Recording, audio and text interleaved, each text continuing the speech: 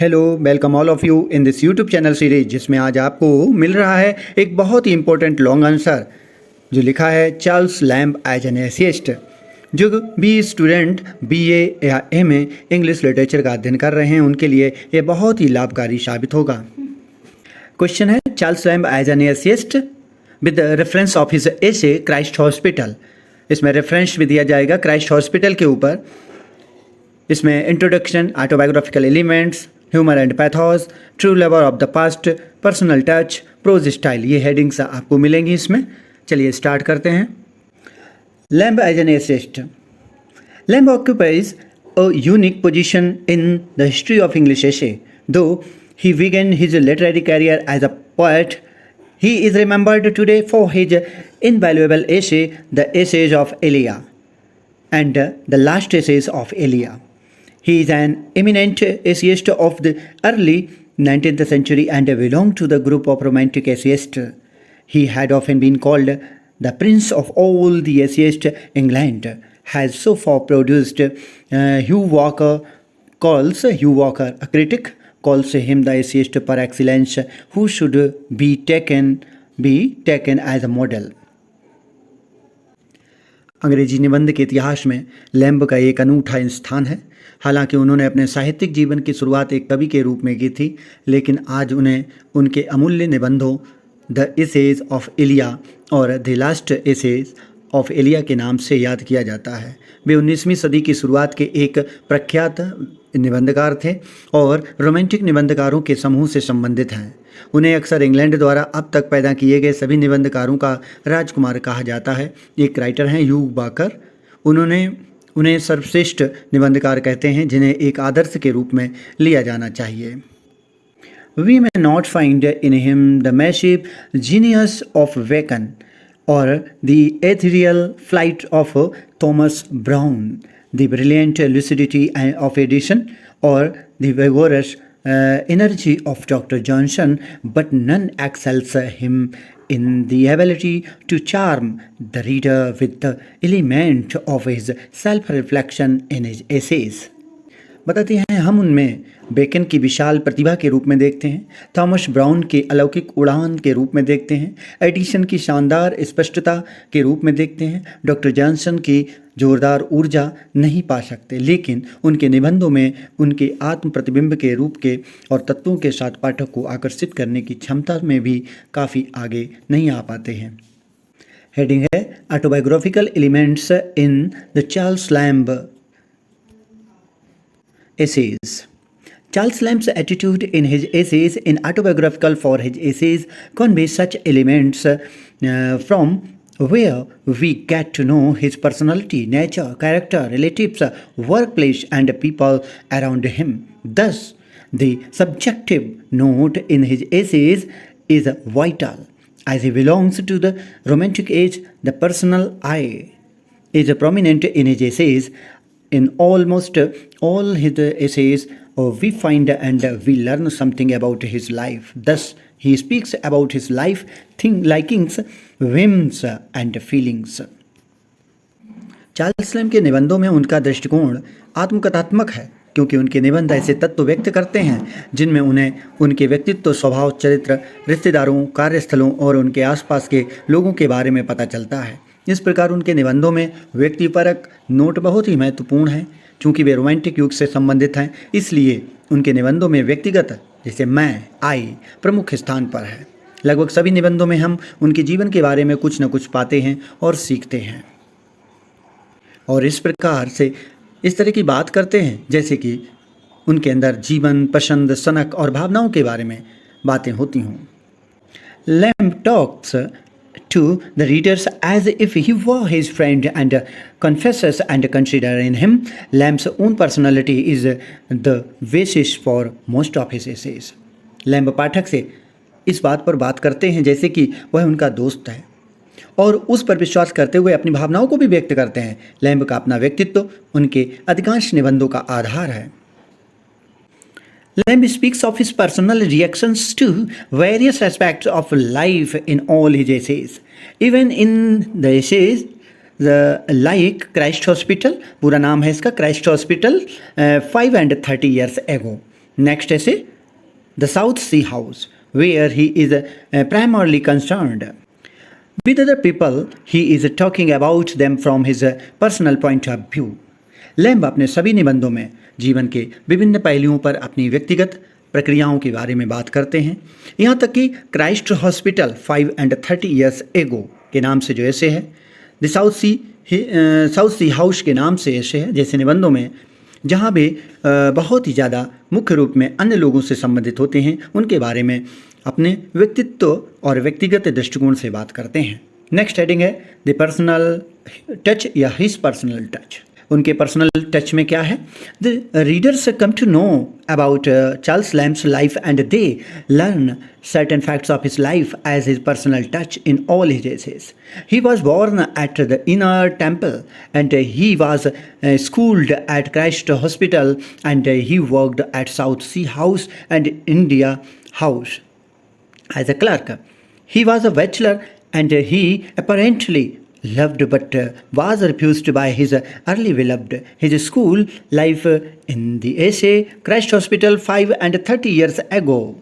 With his personal thoughts is mentioned, he had some privileges in his school. He says about himself in the guise of Coleridge. Coleridge was the guise of Charles Lamb. I remember at school and can well recollect that he had some peculiar advantages which I. उनके व्यक्तिगत स्पर्श में क्या है? Charles lamb के जीवन के बारे में पाठकों को पता चलता है और वे उनके जीवन के मुख्य तथ्यों को उनके सभी निबंधों में उनके व्यक्तिगत स्पर्श के रूप में सीखते हैं। उनका जन्म इनर टेम्पल में हुआ था और उनकी प्रारंभिक जो स्कूली शिक्षा थी क्राइस्ट हॉस्पिटल में हुई थी और उन्होंने साउथ सी हाउस और इंडिया हाउस में क्लर्क के रूप में काम किया। इन्हीं के ऊपर उन्होंने और भी एसेस लिखे थे। अब वह अविवाहित थे और जाहिर तौर पर उन्होंने अपनी प्रेमिका से प्रेम किया था, लेकिन उसने उन्हें अस्वीकार कर दिया था। एक निबंध है जो क्राइस्ट हॉस्पिटल 530 years ago में उनके स्कूली जीवन के व्यक्तिगत विचारों के साथ उल्लेख किया गया है। उन्हें अपने स्कूल में कुछ विशेषाधिकार भी प्राप्त थे।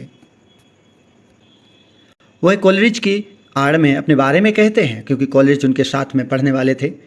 बोलते हैं कि मुझे स्कूल में एल याद है और मुझे अच्छी तरह से याद है कि उसके पास कुछ खास फायदे थे and others of his school fellows had not.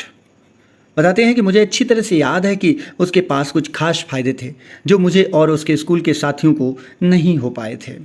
Next है true lover of the past. अतीत का सच्चा प्रेमी चार्ल्स लैम्ब को बोला जाता है। Charles Lamb is a true lover of the past. He loves past people, books, buildings and fashions and does not care much about future. Memoirs of the past haunt him. Recollections of events of the past are more important than the present. Old familiar faces hold more attraction for him. In the essay, The South Sea House, Christ Hospital 530 years ago, Lamb is seen as a visualize of the past memories.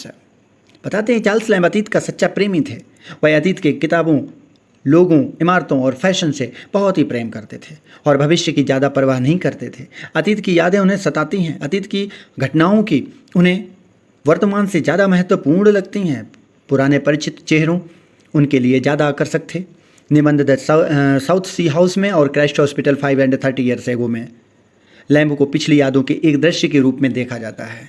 Next heading है touch of humour and pathos. हास्य और करुणा का स्पर्श। Charles Lamb is a great artist in showing humour and pathos in a single row. He had as keen a perception of the funny side of life as he had of the tragic.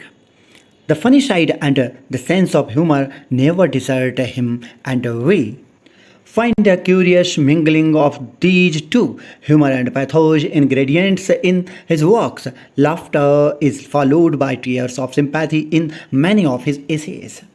Charles lamb हास्य और करुणा को एक ही पंक्ति में दिखाने वाले एक महान कलाकार हैं। जीवन के हास्य पक्ष के बारे में उनकी समझ उतनी ही गहरी है जितनी कि दुखद पक्ष के बारे में वो रखते हैं। हास्य पक्ष और हास्य की भावना में उन्हें कभी नहीं छोड़ा गया है और हम उनके कामों में उन दोनों हास्य और करुणा को, दोनों को, ह्यूमर एंड पैथोस को तत्वों का एक दिलचस्प मिश्रण पाते हैं। उनके कई निबंधों में हंसी के बाद सहानुभूति के आंसू भी आते हैं। In the essay Christ Hospital 530 years ago, जो रेफरेंस के तौर पर इसी को इस क्वेश्चन से जोड़ा गया है। The readers find the touch of humor and pathos at the same time.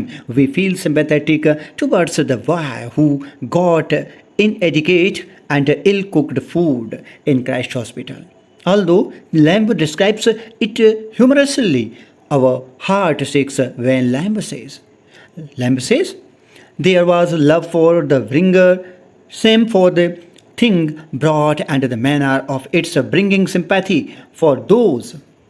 इस निबंध में क्राइस्ट हॉस्पिटल 530 years ago में पाठकों को हास्य और करुणा का स्पर्श एक साथ मिलता है। हम उस लड़के के प्रति सहानुभूति महसूस करते हैं जिसे क्राइस्ट के अस्पताल में अपर्याप्त और ख़राब खाना मिला। हालांकि लैम्ब ने उसे मजाकिया ढंग से वर्णित किया, लेकिन हमारा हृदय दहल जाता है जब लैम्ब कहते हैं कि लाने वाले के लिए प्रेम था, लाई गई चीज़ और उसके लाने के तरीके के लिए शर्म थी। उन लोगों के लिए सहानुभूति थी जो इसे साझा करने के लिए बहुत अधिक थे और अपने ऊपर भूख सबसे बड़ी जुनून की सबसे ताकत के रूप में। For those who were too many to share in it, and at top of all hunger eldest strongest of the passion, predominant breaking down the sunny fences of shame and awkwardness and a troubling over consciousness.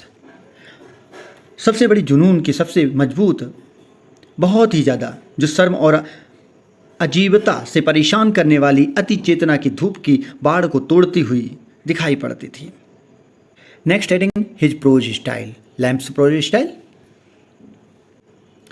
Lamb was very much fond of the earlier prose writers of the 17th century. As a result, the influence of these writers shine out conspicuously in his style. He often used obsolete, Latinized words, long heavy-winding sentences, quotations from the old writers to express his feelings. Elusiveness and evocativeness are marked features of his style, which are characteristics qualities of a romantic essayist. Charles Lamb's style was romantic with a mix of humor, pathos, imagination, and diction. Lamb's style was conversational and intimate, with a blend of humor and poignant observations. Lamb 17वीं शताब्दी के पहले के गद्य लेखकों के बहुत ही शौकीन थे, यानी कि 17वीं शताब्दी के पहले के लेखकों के बहुत ही ज़्यादा शौकीन थे, उनको ही पढ़ना, उनको ही पसंद करते थे और परिणाम स्वरूप इन लेखकों का प्रभाव उनकी शैली में स्पष्ट रूप से झलकता है। वह अक्सर अपनी भावनाओं को व्यक्त करने के लिए पुराने लैटिन शब्दों, लंबे भारी घुमावदार वाक्यों, पुराने लेखकों के कोटेशन का इस्तेमाल करते थे। संकेतकता और उद्दीपन जैसी शैलियों की खासियतें उनकी स्टाइल में मिलती हैं। रोमांटिक निबंधकारों की भी खासियतें दिखाई पड़ती हैं। लैम्ब की स्टाइल बहुत ही रोमांटिक थी, जिसमें हास्य, करुणा, कल्पना और उच्चारण का मिश्रण था। लैम्ब की शैली संवादात्मक और अंतरंग थी, इंटरनल थी, जिसमें हास्य और मार्मिक टिप्पणियों का भी मिश्रण हुआ करता है।